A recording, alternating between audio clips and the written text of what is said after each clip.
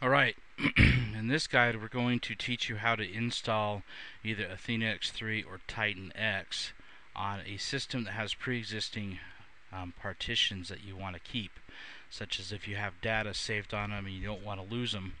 We're going to show you how you can actually choose the partitions that you do want to install and leave the other ones alone. I'm going to do this in VirtualBox in order to provide this video. Anyway, so once you put in your CD or your DVD, you're going to come up to this, just hit enter in the live boot. We want to load up into the live session.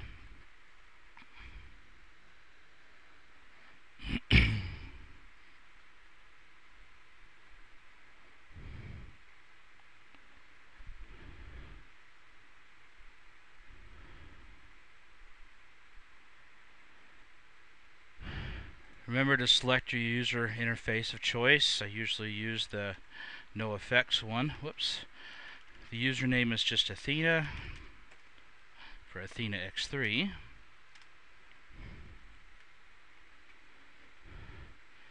Once we come up to our desktop here, everything gets a chance to load.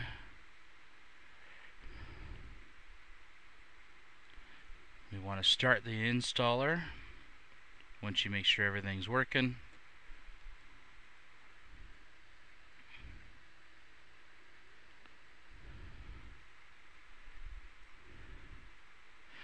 Now, for the purpose of education, I'm not going to sit here and wait for it to install anything. I'm just going to go forward this time. Speed things up a bit here.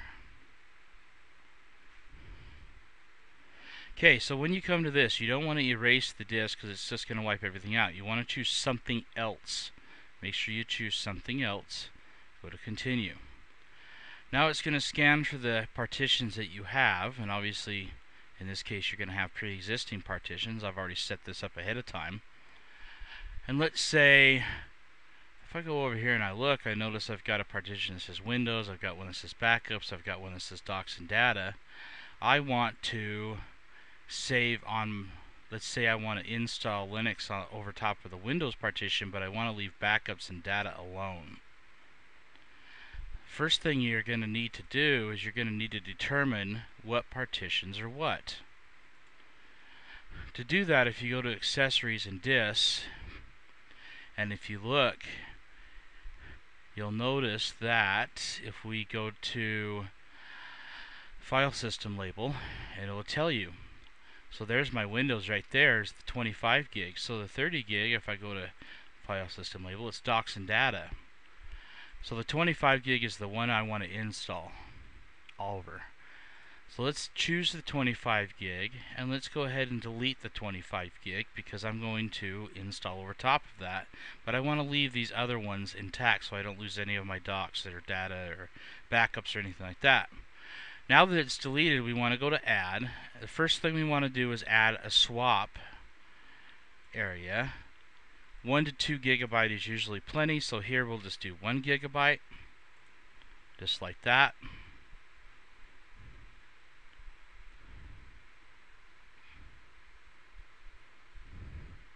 Now this is going to work the same whether it's Linux or Windows. The same concept applies. Okay, so now I want to take my free space. Notice I have a 1 gigabyte swap now, and I want to take my free space, and I want to create root. Everything can install into root, so that's all that we need to do is just make that.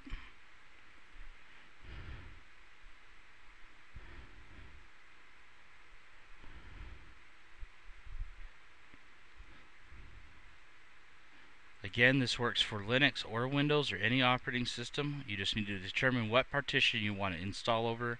Remember to create the swap, then create the root. Make sure it's set to format for the root, and then install now, and that is all you do. It's that simple. That warning was just telling me I have pre-existing partitions that are not formatted. That's fine. We just go forward.